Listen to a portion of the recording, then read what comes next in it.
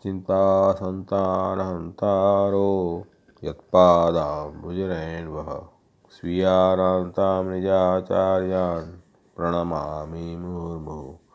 यदनुग्रहतो जन्तुः सर्वदुःखातिगो भवेत् तमहं सर्वदा वन्दे श्रीमद्वल्लभनन्दनम्। अज्ञानतिमिरान्धस्य ज्ञानाञ्जनशलाकया चक्षुरुन्मीलितं येन तस्मै श्रीगुरवे नमः। नमामि हृदये शेषे लीलाक्षीराब्धिशायिनं लक्ष्मीसहस्रलीलाभिसेव्यमानं कलानिधिं चतुर्भिश्च त्रिभिस्तथा षड्भिर्विराजते योऽसौ पंचधा हृदये नमः।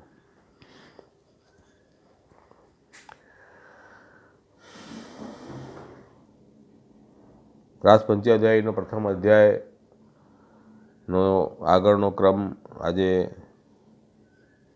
શરૂ કરશું।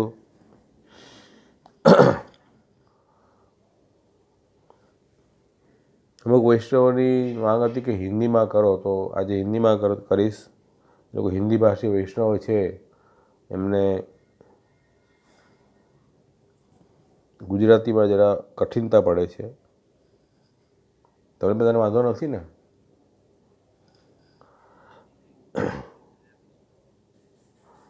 નહીં, ત્યાં બધા વૈષ્ણવોને ફાવશે ને હિન્દીમાં? हाँ, ओके।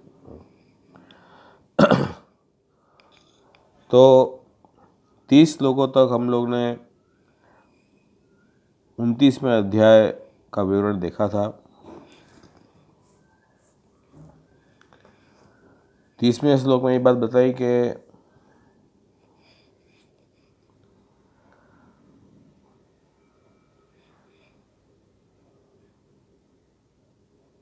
ठाकुर जी ने जब ब्रजगोपियों को कहा कि आप वापस अपने घर लौट जाओ,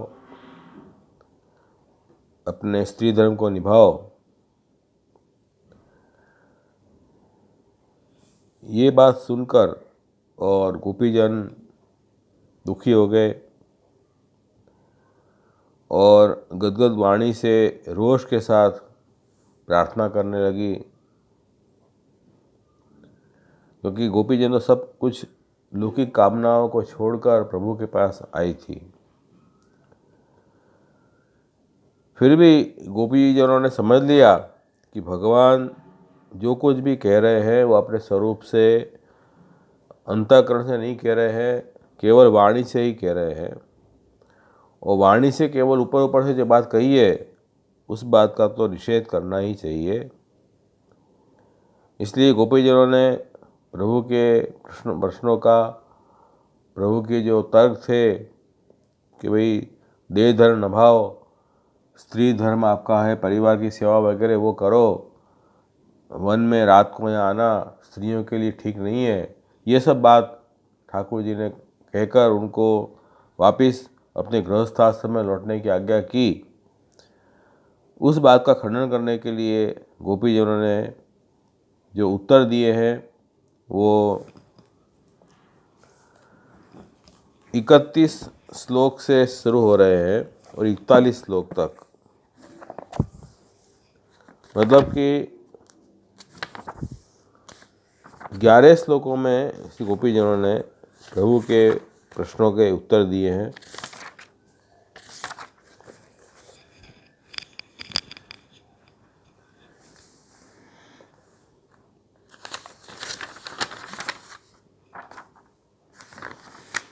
तो यहाँ से महाप्रभु जी आज्ञा कर रहे हैं कि इसको, इस 11 श्लोकों के लिए कि वाक्यानां बाधवाक्यानि तावन्ति प्रार्थनाधिका एकादश विधा तेन तासां वाचो जयंती ही।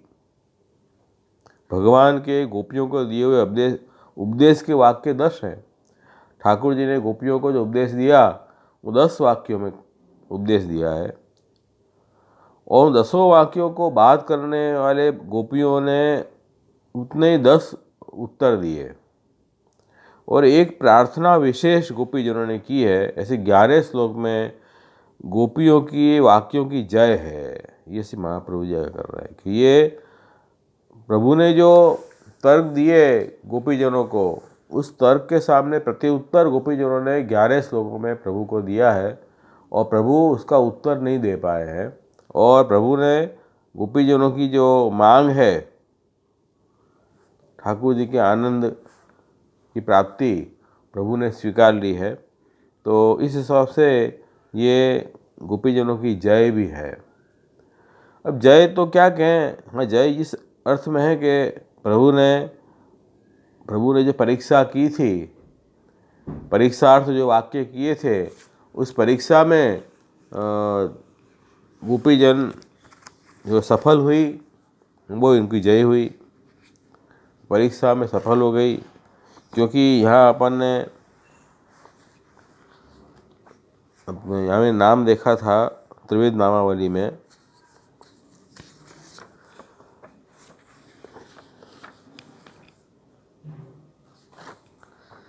मुक्ति अधिक फल गोपी मनोमोहकाय नमः। मुक्ति से भी अधिक जो फल है, वो फल में गोपियों का मन को मोह करने वाले प्रभु श्री कृष्ण, उनको नमस्कार। तो मुक्ति का फल तो प्रभु जल्दी दे देते हैं, सरलता से देते हैं। भजताम मुकुंद मुक्तिम ददाति कर्हिचित स्म न भक्ति योगम। भक्ति योग जल्दी प्रभु दान नहीं करते हैं। भक्ति योग तो विशेष अधिकारियों को ही भक्ति योग का फल का दान करते हैं। और इस कारण से प्रभु ने उनकी परीक्षा की कि उनका विशेष अधिकार है कि नहीं भक्ति के मुख्य फल में।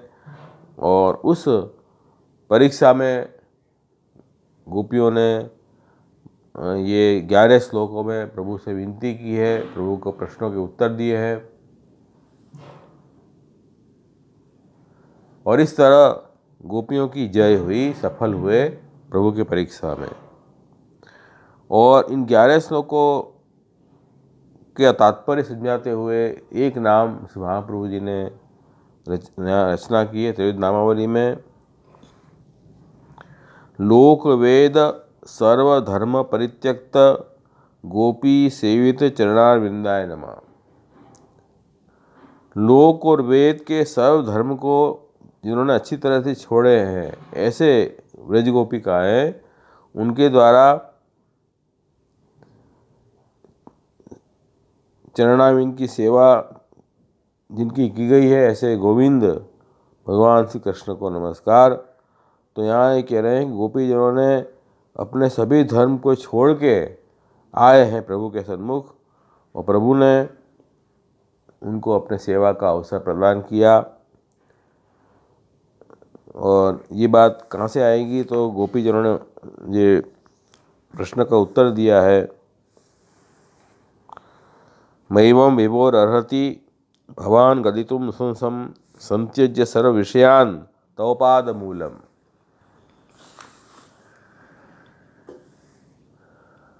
भक्ता भजस दुरवग्रहमातजास्मान देवो यथा आदि पुरुष भजते मुमुक्षुन्।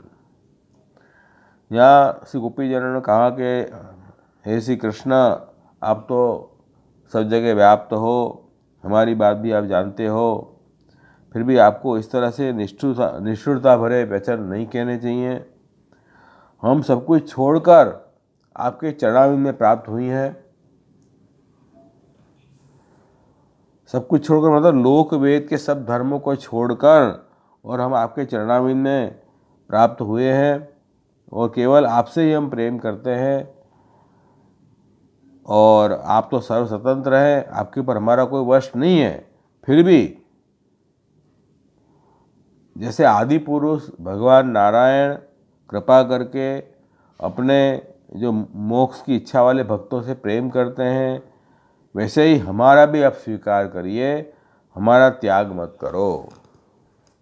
इत्यादि और भी 11 श्लोकों में गोपीजनों ने ये उत्तर दिए। वो उत्तर से ये बात समझ में आई कि दास धर्म जो है हमारा सहज धर्म है, मुख्य धर्म है। प्रभु के हम दास हैं, ये हमारा सहज मुख्य धर्म है। और जितने भी धर्म हैं सब सोपाधिक धर्म है।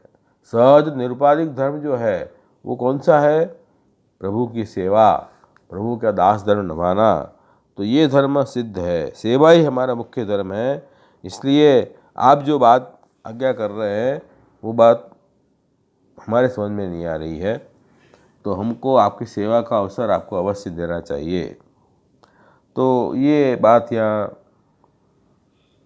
गोपीजनों ने इस श्लोक में कहा। तो अभी अपन ये इसको प्रणय गीत भी कहते हैं संप्रदाय में, कि गोपीजनों ने अपने प्रेम का इजहार ठाकुर जी के सन्मुख किया, इसलिए इसको प्रणय गीत भी कहते हैं। तो अपन सुबोध जी का सार लेते हुए इन 11 श्लोकों को समझने की कोशिश करेंगे।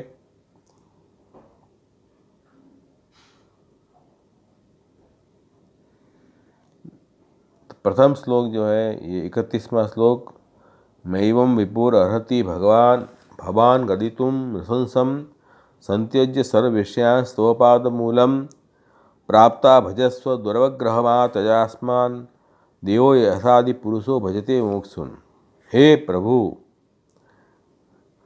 आपको इस तरह के क्रूर वचन नहीं कहने चाहिए। जैसे क्योंकि आपने कहा कि भाई आप सब कुछ छोड़ के, अपना घर बार छोड़ के वन में आ गए, मेरे पास ये ठीक नहीं किया, जल्दी से जल्दी शीघ्र यहाँ से लौट जाइए अपने घर में, अपने घर की जो जवाबदारी है उसको निभाइए, यहाँ आपको रहना उचित नहीं है। ये सब जो आप बात आज्ञा कर रहे हैं, ये मुझे हमें बहुत क्रूर लग रहे हैं। ये वचन आपकी बड़ी क्रूर लग रही है वाणी, और ये आपको नहीं कहने चाहिए। क्यों? ऐसा क्यों? करें हम सब कुछ छोड़ गए, सर्व प्रकार के विषयों को छोड़कर आपके चरण मूल में आई हैं, इसलिए आपको दुराग्रह नहीं करना चाहिए। आप दुराग्रही बन रहे हैं, लेकिन आपको दुराग्रह नहीं करना चाहिए। आप हमको हमारा त्याग मत करो, और हम आपके पास आई हैं तो हमें भजन का फल आप दीजिए, प्रदान करिए, और हमको वैसे ही भजो जैसे आदि पुरुष जो हैं देव, वो मुमुक्षुओं का भजन करते हैं।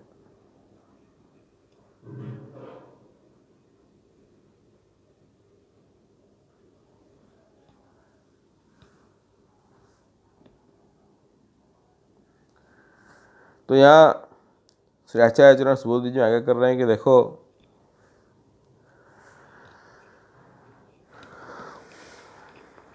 प्रभु को गोपिकाएं कह रही हैं कि देखो, आप ऐसे निष्ठुर मत बनो, दया रहित मत बनो। आप तो बहुत दयालु हैं, तो आपको एक क्रूर वचन शोभा नहीं देते हैं। और आपने ये पूछा कि ब्रज में सब कुशल तो हैं, तो हमारा तो उस जो व्रज की बात आप कर रहे हैं उससे कोई संबंध नहीं है। क्यों? क्योंकि हम व्रज के सर्व प्रकार का संबंध का त्याग करके आपके चरण मूल को प्राप्त हुई है। मतलब हमारा गृहस्थ आश्रम है, उसके जो संबंध हमारे हैं लगे हुए हैं लौकिक, उस सब संबंधों को छोड़ के और उसमें उसकी वासनाओं को भी छोड़ के हम आपके पास आई हैं। तो विषयों के त्याग के बिना तो आपके चरणों की प्राप्ति भी नहीं होती है। तो हम तो उस विषयों का त्याग करके आए हैं, तो इसलिए जिसका त्याग किया उसका पुनः ग्रहण करना तो बिल्कुल योग्य नहीं है। तो हम क्यों वापस वहाँ जाएं? और आप यूँ मत समझो कि हम आपके पास जार भाव से अर्थात काम विषय भोगने के लिए आई हैं, ऐसा नहीं है। क्योंकि हम तो वासना सहित सर्व इंद्रियों के विषयों को त्याग कर आई हैं, और उनको काम भोग की इच्छा भी नहीं है। उसका प्रमाण यह है कि हम आपके चरणारविंद में प्राप्त हुई हैं। और आपने ये पूछा कि यहाँ क्यों आई रात को, तो हम उसका कारण बताते हैं कि भजस्व भक्ता भजस्व दुरग्रह बाद यजमान। भजस्व, हमको आप हमारा भजन करो। अब कहोगे यदि भजन तो हम नहीं करेंगे, दूसरा कर्तव्य बताओ। तो कि भाई गोपियाँ कह रही हैं कि ऐसा आप जो कह रहे हैं कि भजन मत करो और अपने घर में जाके अपना काम करो, लौकिक काम करो, तो ये आपका बहुत दुराग्रही दुष्ट आग्रह है। जैसे ये सामान्य लौकिक जीव के आग्रह कैसे होते हैं कि जीव सब काम करेंगे, लोक में सब काम करेंगे, तब उनको कोई कठिनाई नहीं है। लेकिन उनको ये कहेंगे कि ठाकुर जी की भक्ति करो, सेवा करो, भगवत भजन करो, तो तुरंत कह देंगे कि ये तो हमसे नहीं होगा, हमारे पास टाइम नहीं है, हम इतना काम नहीं कर सकते। तो ये क्या है? दुष्ट आग्रह है, जीवों का दुष्ट आग्रह है। तो ये दुष्ट आग्रह, जैसे जीव है ऐसे आप दुष्ट आग्रही मत बनो। आप भी ऐसी बात कर रहे हैं कि हम ठाकुर जी की सेवा छोड़ के लौकिक काम करने जाओ, तो ऐसी दुष्ट आग्रही वाली बात आप मत करो। आप ऐसे हमको भजन से वंचित मत करो। और भगवद गीता में तो आपने स्वयं कहा है, ये यथामा प्रपद्यन्ते ताम तसे भजा में हम। तो हम जिस भाव से आपकी चरणामृत में आई हैं, उस भाव अलौकिक भाव से हम आई हैं, तो अलौकिक फल का दान हमें आप अवश्य करो। इसलिए आपकी प्रतिज्ञा है, तो प्रतिज्ञा का त्याग आप मत करो।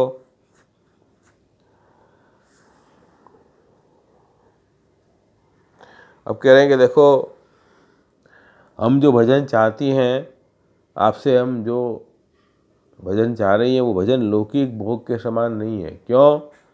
एग्जाम्पल क्या दिया? देवो यथा आदि पुरुष भजते मुमुक्षुन।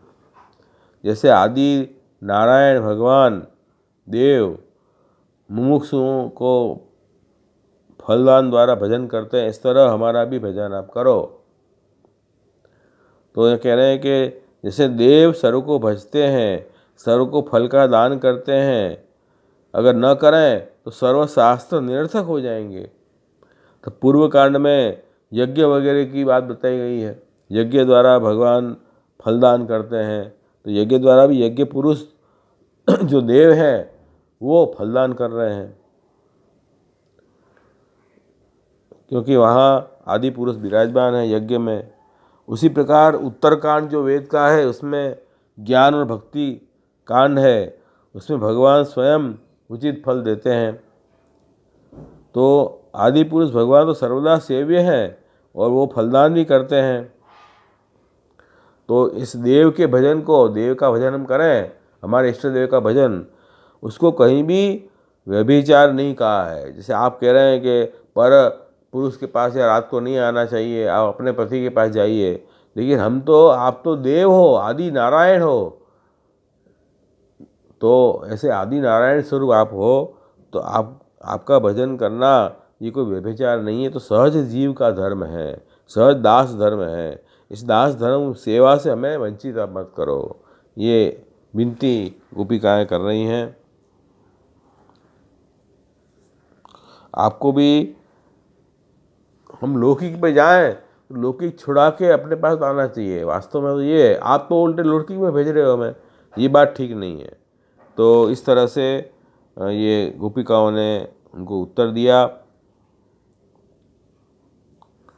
तो आ रीते गोपिकाओए બહુ સુંદર ઉત્તર આપ્યો કે ભાઈ જો અમે આપણી પાસે કોઈ લૌકિક ભાવથી નથી આવ્યા, લૌકિક વિષય વાસનાઓ છોડીને અમે આવ્યા છીએ। અને કેમ કે વિષય વાસનાઓ સહિત તો ઠાકોરજીની પ્રાપ્તિ થઈ જ ન શકે। श्री महाप्रभु जी ने श्रीनाथ निर्णय में कहा, विषय आक्रांत देहानाम नावेश सर्वदा हरि। विषय से आक्रांत यदि कोई जीव है विषय भोग वासना से, तो कभी भी ठाकुर जी का प्रवेश नहीं हो पाएगा। तो ठाकुर जी की प्राप्ति तो अलौकिक भाव से ही होगी। लौकिक जो भाव है उनको छोड़ के प्रभु के पास जाना होगा। तो वही गोपिकाएं कह रहे हैं, हम तो सब विषयों को छोड़ के आपके पास आई हैं और हम आपको आदि नारायण पुरुष समझ कर आई हैं। जो आदि नारायण पुरुष तो शास्त्रों के अनुसार फलदान करते हैं अपने भक्तों का, इसी तरह आपको भी हमें दास धर्म से वंचित नहीं करके फलदान करना चाहिए। ऐसा बहुत मतलब સચોટ જવાબ એટલે કે એ આપણે એવો ઉત્તર આપ્યો ગોપિકાઓએ કે ઠાકોરજીને સંતોષ થઈ ગયો કે નહીં નહીં, गोपिकाओं भाव उत्तम भाव है, अलौकिक भाव है। तो इस तरह से ये 31वें श्लोक में बात समझाई। आगे का श्लोक लें। यत् पत्य पत्य सरुदाम अनुवृत्ति अंग स्त्रीणाम स्वधर्म इति धर्मविदा त्वयोक्तम अतस्त्वेव मेतद उपदेश पदे त्वयिषे प्रेष्टो भवान स्तनभृताम किल बंधु आत्मा। हे अंग, आप तो धर्म को जानने वाले हैं, और आपने ये कहा कि पति, संतान और सुहृदों की सेवा करना ही स्त्रियों का धर्म है। तो यह जो आपके उपदेश के वचन हैं वो आप ईष्ट में ही चरितार्थ हैं, चरितार्थ हों। क्यों सफल हों? ये क्यों? क्योंकि देहधारियों के आप ही प्रेष्ठ प्रिय बंधु और आत्मा है। देहधारियों के सबसे प्रिय प्रेष्ठ कौन है? आप हैं। तो आप तो सब धर्म का रहस्य जानते हैं और आपने यही बात बताई कि अपने पति, पुत्र, भाई, बंधुओं की सेवा करना स्त्रियों का सुधर्म है। ये बात ठीक है आपकी, परंतु इस उपदेश के अनुसार हमें तो आपकी ही सेवा करनी चाहिए। क्यों? क्योंकि आप ही सब उपदेशों के चरम लक्ष्य हैं। साक्षात भगवान आप हैं और सभी जितने उपदेश प्राप्त हो रहे हैं सब उपदेशों में भगवान की सेवा ही सार बताया गया है। तुम्हें समस्त शरीरधारियों के आत्मा हो, सुहृद हो, परम प्रियतम तो आप ही हो। 7वें अध्याय में हिरण्यकशिपु ने जब अपने पुत्र प्रहलाद जी को पूछा, हे प्रहलाद, तुमने सबसे अच्छी विद्या क्या पढ़ी, उत्तम विद्या क्या है? तो प्रहलाद जी ने क्या कहा? प्रभु के श्रवण, कीर्तन, स्मरण, पाठ सेवन, अर्चन, वंदन, दासचक्ष, आत्मनिवेदन, 9 प्रकार की भक्ति ही उत्तम विद्या है। यही सार है। भगवान की भक्ति करना, भगवान की सेवा करना, सभी उपदेशों का यही लक्ष्य है, परम लक्ष्य है। तो देखो ये बात भक्त जान रहे हैं। तो आप जो कह रहे हैं स्त्रियों का ये धर्म है, ये जो पति, संतान की जो सेवा की बात कर रहे हैं उनके भी तो आत्मा आप हो। पति, पुत्र वगैरह की भी आत्मा तो आप ही हो। तो आपकी सेवा करना यही हमारा परम धर्म समझ में हमें आ रहा है। और सुबोध जी में और भी बात बताई है कि धर्मशास्त्र में जो बात बताई है कि स्त्रियों को परिवार की सेवा करनी, पति की सेवा करनी, अपना पुत्र का, परिवार का देखभाल रखनी, ये सब जो बात बताई है ये धर्मशास्त्र ने कौन से एंगल से बताई है? कि जो देहाभिमान लोग हैं, जिनको देह का अभिमान है, जो देहारी आरामी है, मतलब जो देह सुख में ही अपना सुख मान रहे हैं, देह दुख में अपना दुख मान रहे हैं, अपने आप को केवल देह समझ रहे हैं, शरीर समझ रहे हैं, ऐसे जो देह धर्म, देह में अनुसंधान वाले हैं, उनके लिए धर्मशास्त्र ने देह धर्म की महत्ता बताई है। तो 2 प्रकार के धर्म हैं, आत्मधर्म और देह धर्म। जो आत्मज्ञानी है, जिनको देह में ऐसी शिथिलता है, अपने स्वरूप को देह नहीं, शरीर नहीं समझ रहे हैं, उनके लिए तो आत्मधर्म, भगवत धर्म, भक्ति ही परम धर्म है। इसलिए इसका विचार अपन करें तो कह रहे हैं कि देह धर्म और आत्मधर्म में आत्मधर्म की प्रधानता होती है। तो और एक बात और बताई कि आप तो उपदेश दे रहे हैं, स्त्री धर्म क्या है उपदेश दे रहे हैं। तो आप जो उपदेश हमें दे रहे हैं तो आप कौन हुए? हमारे गुरु हुए। और शास्त्र के अनुसार तो प्रथम गुरु की सेवा करनी चाहिए। प्रथम गुरु की सेवा करें और गुरु की सेवा करके ज्ञान की प्राप्ति अपन करें, ज्ञान प्राप्त हो जाए फिर जाके मुक्ति मिलेगी। तो गीता में भगवान ने कहा है कि जो ज्ञान प्राप्ति के लिए क्या करना चाहिए? अपने ज्ञानी पुरुष के पास जाके उनकी सेवा परिचर्या करो, दंडवत प्रणाम करो, प्रणिपात करो, फिर जिज्ञासा से प्रश्न पूछो, फिर वो प्रश्न के उत्तर में अब देंगे तब आपको ज्ञान की प्राप्ति होगी। सबसे पहले तो आपकी सेवा ही हमारा परम धर्म है। इसलिए आप जो गुरु बन के उपदेश दे रहे हैं, इसका मतलब ये हुआ कि आपकी हम सेवा करें, ये हमारा परम धर्म अपने आप आ जा रहा है। क्योंकि आपने उपदेश दी, उसके पहले हमें तो कुछ ज्ञान नहीं था, आपने प्रथम बार हमें उपदेश दिया कि ये हमारा स्त्री का धर्म है, तो आप हमारे गुरु है, तो गुरु की सेवा करना परम धर्म है। इस तरह से गोपियों ने ये बात बताई।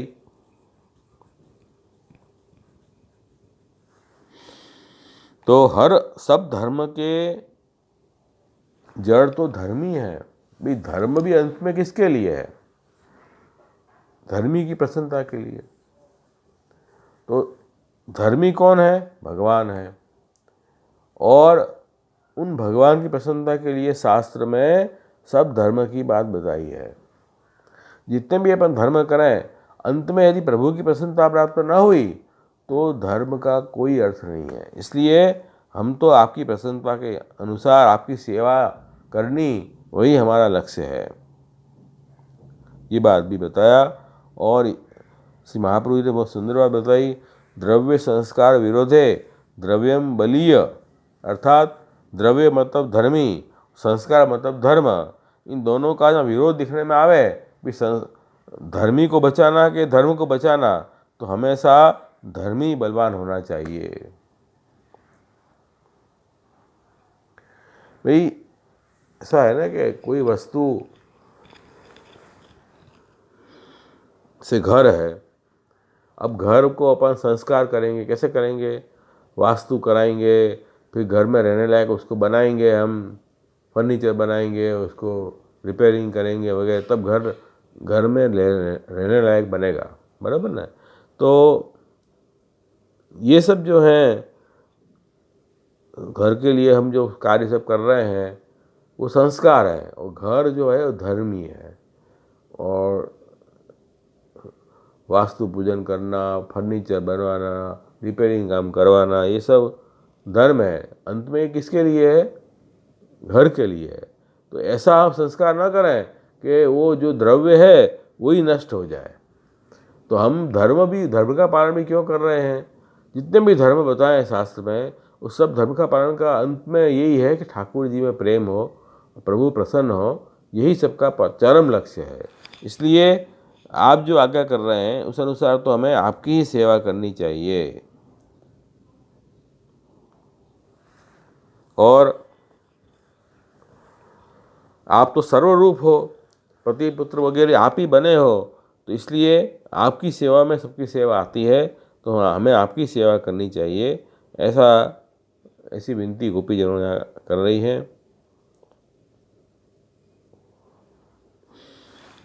तो पति वगैरह की सेवा करना का विधान करने वाले जो शास्त्र हैं वो भी अंत में आपकी सेवा का ही विधान कर रहे हैं। ये बात उन्होंने सिद्ध की।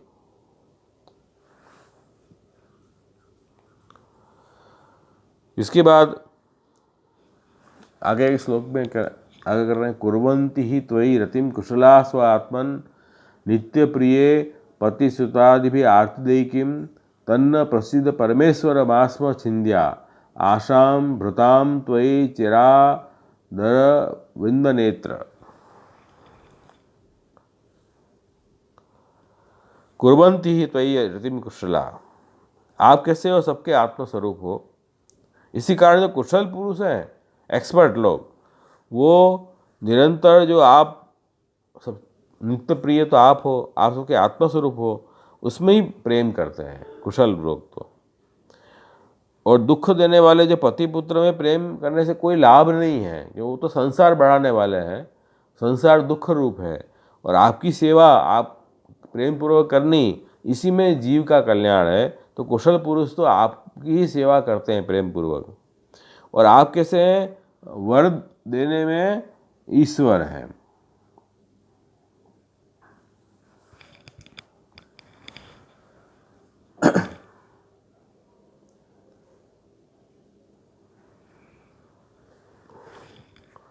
तो आप प्रसन्न हो, कृपा करो हमारे ऊपर। और बड़ी आशा से हम आपके पास आए हैं, वो आशा हमारी सफल हो, टूटे नहीं, हमारी आशा का आप खंडन मत करो। ये विनती कर रहे हैं गोपीजन कि जो कुशल महापुरुष हैं वो आपके स्वरूप को जानते हैं। क्या जानते हैं? कि आप नित्य हो और सभी की आत्मा आप हो। तो आत्मा का हित, हमारी आत्मा का हित कब होगा? जब हम आपकी सेवा करेंगे, आप में प्रेम करेंगे, न कि हमारे देह इंद्रियों को सुख पहुंचाएंगे। हमारे देह इंद्रियों को सुख पहुंचाने से तो संसार ही बढ़ने वाला है, उससे कोई हमारा कल्याण नहीं होने वाला है। और एक बात और गोपीजन सुंदर कह रहे हैं कि भगवान में का जो स्नेह है, वो स्नेह लौटकर ही जीवात्मा में आता है। वो जीवात्मा में जो स्नेह है वो लौटकर ही देह में आता है। देह में जो स्नेह है वह लौटकर ही अपने परिवारजनों में आता है। वो परिवारजनों में जो स्नेह है वो लौटकर ही अपने घर में आता है। तो मूल में जो प्रेम का स्रोत है वो तो परमात्मा है। तो परमात्मा में जो प्रेम है वही प्रेम परमात्मा के स्वरूप के अज्ञान के कारण जीवात्मा में आ रहा है। जीवात्मा का भी ये स्वरूप जो नहीं समझते हैं वही प्रेम फिर शरीर में आ जाता है। इस तरह से ये प्रेम की यात्रा है पूरी। तो वास्तव में तो हमें भगवान में ही प्रेम है। भगवान में प्रेम करने से वास्तव में आनंद की प्राप्ति होगी। जैसे बालक को दूध चाहिए तो दूध के लिए वो बेचारा तड़प रहा है, दूध नहीं है तो क्या करते हैं कि उनको वो रबर की टोटी होती है वो उनके मुंह में डाल देते हैं, बालक के मुंह में। तो उससे वो संतोष मानता है, उसको लगा कि यही दूध है, लेकिन वास्तव में तो उसको दूध की प्यास, अंदर से प्यास है। तो इसी तरह से वास्तव में तो हमें परमानंद प्रभु की ही प्यास है और वो भगवत प्रेम से ही प्राप्त होगी। लेकिन वो प्रभु का अज्ञान होने से हम लौकिक विषयों में प्रेम करके उस आनंद को ढूंढ रहे हैं। वास्तव में तो कुशल पुरुष तो आपकी सेवा करते हैं, आप में ही प्रेम करते हैं। ये बात यहाँ समझाना चाह रहे हैं। तो इसलिए कह रहे हैं कि भाई भगवत सेवा करने से तो नित्य फल की प्राप्ति होगी और पति पुत्र की सेवा करने से तो अनित्य फल संसार की प्राप्ति होगी। इसलिए उसमें कोई प्रयोजन नहीं है सेवा करने से। इसलिए हमें तो आप तो वरदेश्वर हैं, वर देने में ईश्वर हैं। तो ऐसे वरदेश्वर प्रभु हमें यही वरदान दो, हमारी आशा कभी छूटे नहीं। तन्न प्रसीद वरदेश्वर स्म छिंद्या।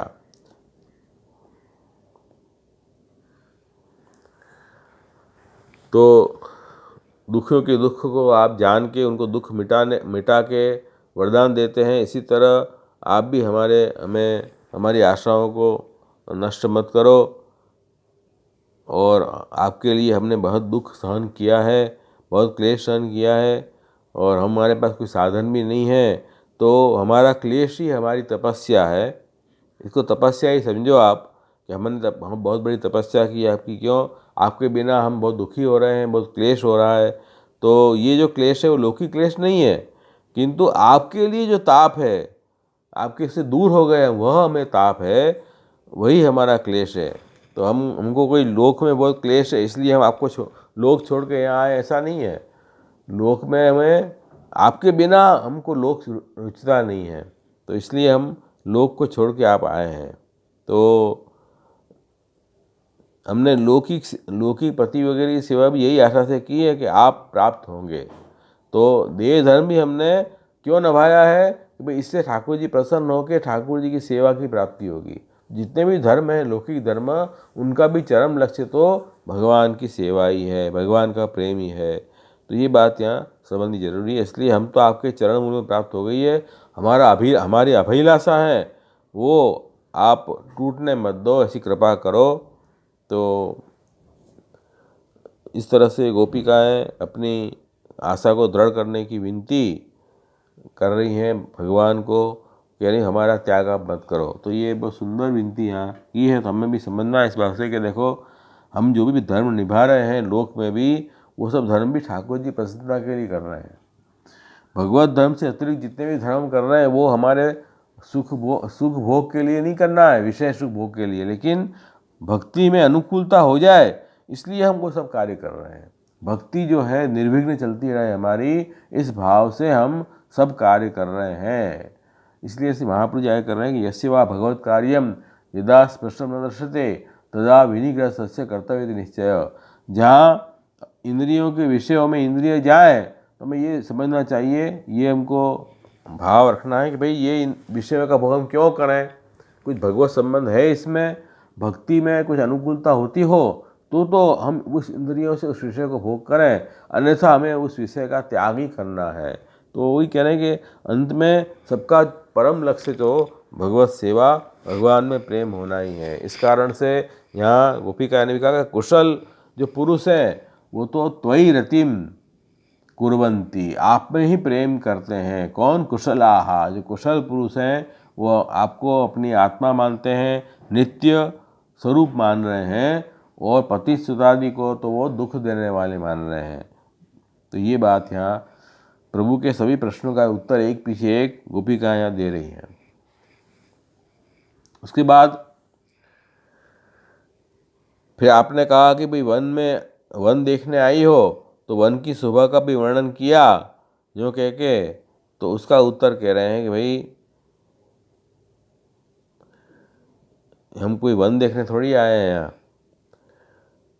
चित्तम सुखेन भवता प्रतम गृहेपि यन्निविष्टुत करावपि गृह्यकृत्ये पादौ पदम न चलतस्तव पाद मूलाद्यामथ कथम व्रजमथो करवामहि काम क्यों वा। तो कह रहे हैं भाई हमारा जो चित्त है जो घर में लग रहा था उसको तो आपने हर लिया है, चित्त आपने अपने पास ले लिया हमारा चित्त। तो अब जो हाथ हम कर रहे से घर में काम कर रहे थे वे भी आपने वहाँ से हटाकर अपने पास खींच लिए हैं। जो पैर से, वो पैर भी आपके चरण कमल को छोड़ना नहीं चाहते हैं।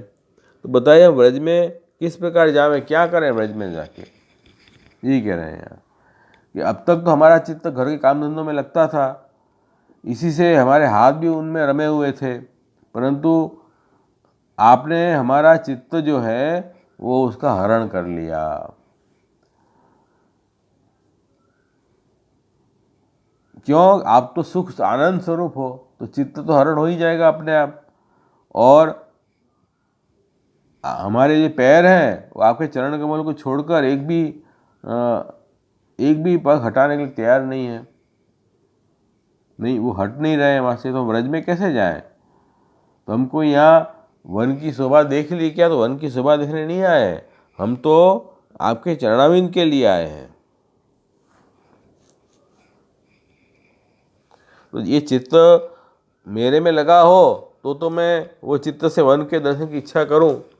चित्त तो आपने हरण कर लिया है, तो आपने जब चित्त का हरण कर लिया तो अब वो चित्त आपके सिवाय कहीं लगता ही नहीं है, तो वन देख के हम क्या करें? वन की शोभा देखते आए नहीं है हम। तो जब चित्त ही नहीं रहा तो वन के देखने की इच्छा कौन करे? यूँ गोपीजन कह रहे हैं। ठाकुर जी ने कहा है भाई वन देख लिया आपने, वन की शोभा देख ली, तो गोपीजन कह रहे हैं भाई वन की शोभा तो कहाँ देखने की, कहाँ बात कर रहे हो? हमारे चित्त हमारे वश में ही नहीं है, चित्त तो आपने हरण कर लिया है। तो इससे हम वन देखने नहीं आई हैं, हम तो आप आनंद स्वरूप हो, इसलिए चित्त भी आनंद देते हुए आपने हरण कर लिया है, और उसमें कारण भी आप ही हैं हरण करने में, कि आप साक्षात आनंद स्वरूप हो, परमानंद स्वरूप हो। तो आपके द्वारा चित्त हरण हो जाने के बाद अब वन देखने की इच्छा तो बहुत दूर की रही, पर हमारे घर काम में भी हमें रुचि नहीं होती है। वन देखने की आप बात कर रहे हो, अरे हम घर का काम भी नहीं कर पा रही हैं, यूँ कह रहे हैं। मतलब आपने चित्त का ही हरण नहीं किया है, लेकिन हमारी ज्ञान शक्ति का भी हरण आपने किया है, और क्रिया शक्ति का भी हरण आपने कर लिया है। क्रिया शक्ति में हाथ पैर, और ज्ञान शक्ति में हमारा मन, सब कुछ आपने हरण कर लिया है। तो इसलिए अब कोई कार्य हमारे से हो नहीं रहे हैं। तो जब कोई कार्य नहीं हो रहे तो वन के कार्य के लिए हम क्यों वन देखने के लिए आवें? जब कुछ ज्ञान शक्ति क्रिया शक्ति बचेगी तब तो वन की शोभा देखने के लिए आवें। तो हम वन की शोभा देखने के लिए आए नहीं, हम तो आपके चरणमूल के लिए आए हैं। ये गोपिकाएं आज्ञा कर रही हैं। तो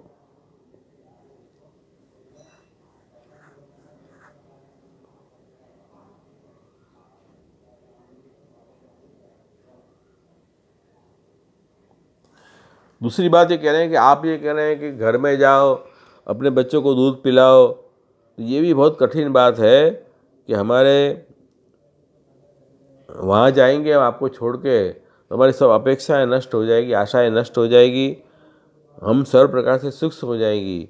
तो बच्चों को दूध भी हम नहीं दे पाएंगी, हमारा जाना भी व्यर्थ हो जाएगा। इसलिए अब ऐसी बात आप मत करो। फिर भगवान ने गोपियों को कहा कि शीघ्र अपने घर चले जाओ, ऐसा कहा, जल्दी जाने को कहा। उसके उत्तर में आज्ञा कर रहे हैं कि आपने हास्यपूर्वक जो अवलोकन से और आपने जो मधुर गीत गाया, उस गीत से हमारे में कामाग्नि पैदा हुई है। आपको आपको आपको मिलने की इच्छा रूपी अग्नि प्रकट हुई है। आप अपने अधरामृत के पुर से सिंचन करके उसे शांत करो, नहीं तो हम विरह से जो अग्नि उत्पन्न हुई है, उस अग्नि से ही इस देह को जला देंगे और फिर आपका ध्यान करके आपके चरणारविंद को प्राप्त होंगी। ऐसा यहाँ गोपी जी आगे कर रहे हैं। तो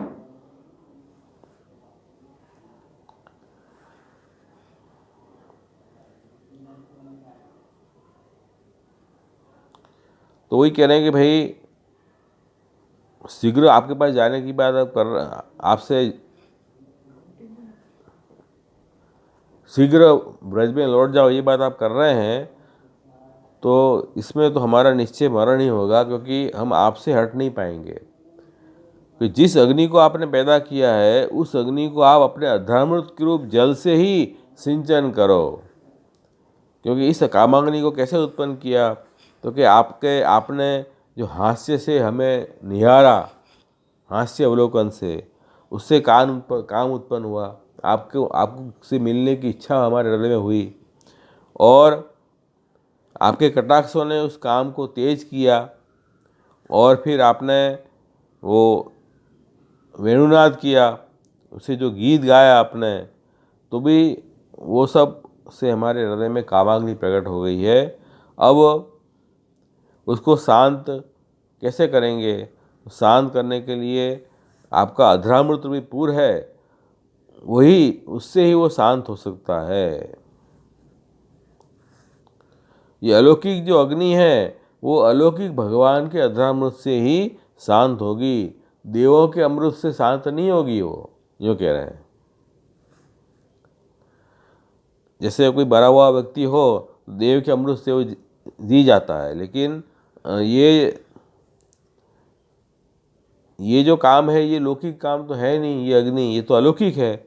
इसलिए आपके अधरामृत से ही इसको वापिस जिला सकते हो, जो कह रहे हैं। तो ये कह रहे हैं ફરીથી જીવવું હોય તો કેવી રીતે થાય કે ઠાકોરજીનું અલૌકિક અધરામૃતનું પાન જ્યારે અમને મળશે ત્યારે જ અમને અમારી કામાગ્નિ શાંત થશે, અન્યથા નહીં થાય।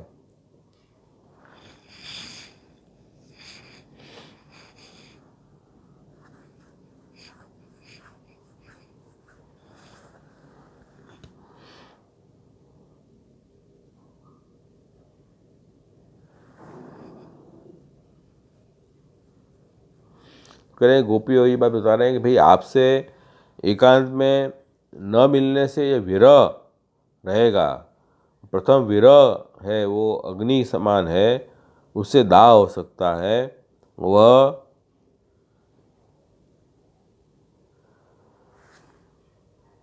तो जैसे अग्नि के संबंध से काष्ठ मतलब लाकड़ू बળે છે,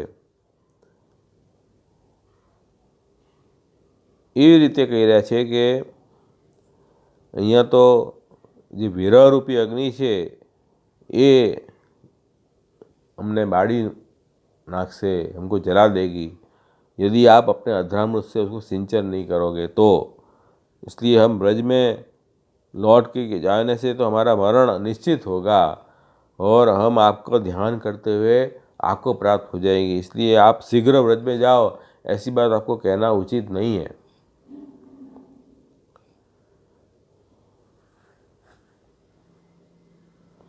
फिर आपने कहा कि भाई आप रात को यहाँ वन में आए तो आपको मेरे में बहुत स्नेह है, इसलिए मेरे पास आए हो।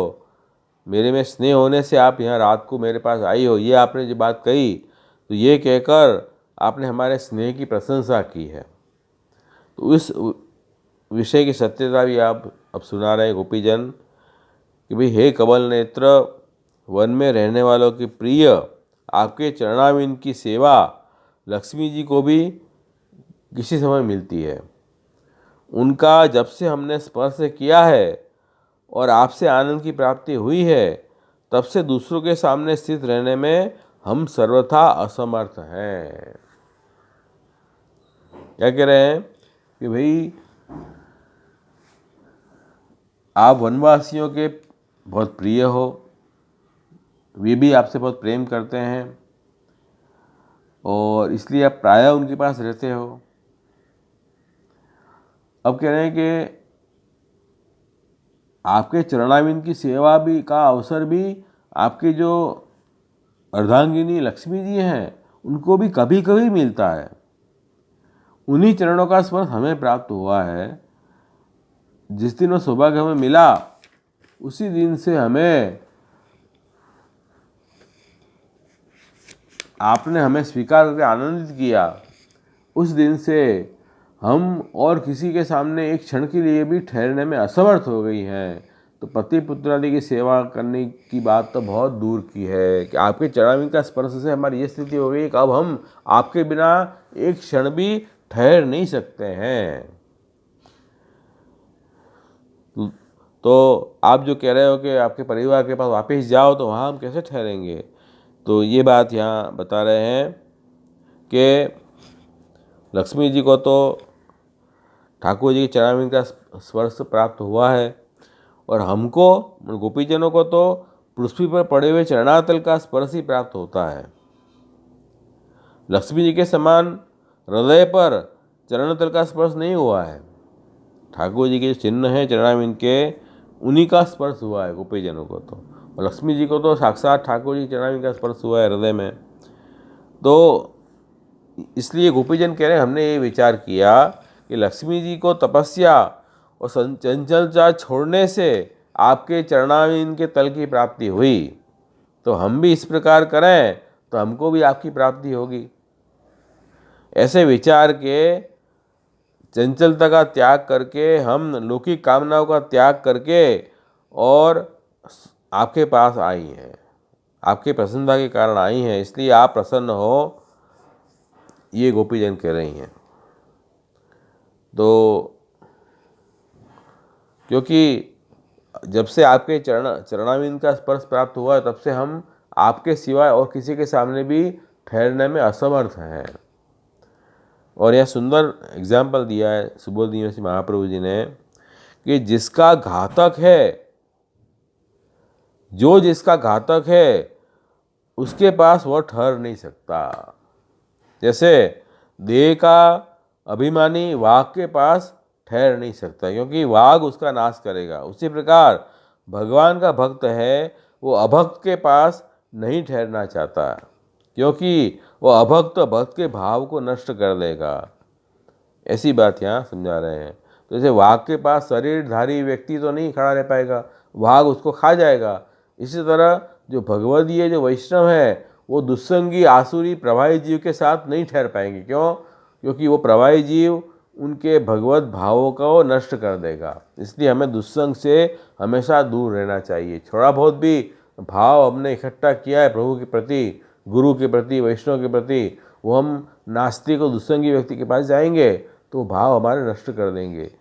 इसलिए गोपिकाएं कह रहे हैं कि हमें आप वापस व्रज में जाने की बात मत बताओ, क्योंकि व्रज में हम वापस जाएंगे तो हम जो हैं, हम खुद ही असमर्थ हैं, हम वहाँ ठहर नहीं पाएंगे क्योंकि हमको तो आपके चरणारविंद का तल का स्पर्श हो गया है। भले ही साक्षात ना हुआ हो, पृथ्वी पर आपके चरणारविंद की प्राप्ति मिली, उसी का स्पर्श हमें हुआ है, फिर भी ये स्थिति हमारे हुई है। तो और लक्ष्मी जी को तो साक्षात आपके चरण की प्राप्ति हुई, तो उन्होंने चंचलता को छोड़ के तपस्या की, जिससे उनको आपके चरणारविंद के सेवा का अवसर कभी कभी प्राप्त हुआ है। तो हम भी उस अवसर को प्राप्त करना चाहती हैं, इसलिए हम भी सब कुछ छोड़ के आपके पास आई हैं। ऐसे गोपिकाओं ने यहाँ कहा। तो देखो यहाँ अपने भगवत सेवा का कितना महात्म्य गोपीजनों ने बताया है। अपने भगवत धर्म, भक्ति, सेवा, स्मरण, यही हमारे जीवन में मुख्य होना चाहिए। गोपिकाएं अलग अलग तर्क से इसी बात को सिद्ध कर रही हैं। कोई अपन को ये समझाए कि नहीं हमारा तो खावा पीवानी उम्र है, हमारा कहीं ઠાકોરજીની સેવા ભજન ન કરાય, હમણાં તો આપણે ભણી ગણીને મોટા થાઓ સારી નોકરી મળે, સારો ધંધો કરો, પૈસા કમાઓ, ઘર ગૃહસ્થીનું ભોગ માણો, પછી बूढ़ा થઈને सेवा करजो। भाई એવું ना होए, तब तक तो बहुत लेट हो जाएंगे हम। पूरी जिंदगी ये जो जीवन मिला है वो जीवन नष्ट हो जाएगा हमारा, ये लौकिक भोग करके। गोपीजन कह रहे हैं कि इसमें हमारा कल्याण तो ठाकुर जी की दास धर्म सेवा में ही हमारा कल्याण है। और दूसरे जो धर्म हैं वो भी धर्म इसलिए निभाने हैं कि हमारी दास धर्म में कोई विघ्न ना आए, इस भाव से दूसरे धर्म निभाने हैं। चरम लक्ष्य तो ठाकुर जी की भक्ति सेवा ही हमारा चरम लक्ष्य होना चाहिए। अन्य धर्म हैं वो तो सपोर्टिव धर्म है, सपोर्ट देने वाले धर्म है, ये भाव है समझो। तो हम तो जो है वो सेवा को जीवन में से निकाल रहे हैं, भक्ति को, और लौकिक जो धर्म है उनको बढ़ावा दे रहे हैं। ये आसुरी वृत्ति है, दुस्संग के कारण हमारा भाव नष्ट हुआ है। इसलिए हमें दुस्संग से दूर रहना है और इन गोपीजनों के वचनों का संग करते रहो तो मन में भगवत भाव वो दृढ़ हो। तो इस तरह से यहाँ हमने 5 श्लोक आज देखे। 5 श्लोकों में गोपीजनों ने अपने दास धर्म सेवा की प्रधानता मुख्य बताई और ठाकुर जी को वो ये समझाना चाह रहे हैं कि हम आपके दासी हैं और दास धर्म हमारा मुख्य धर्म है।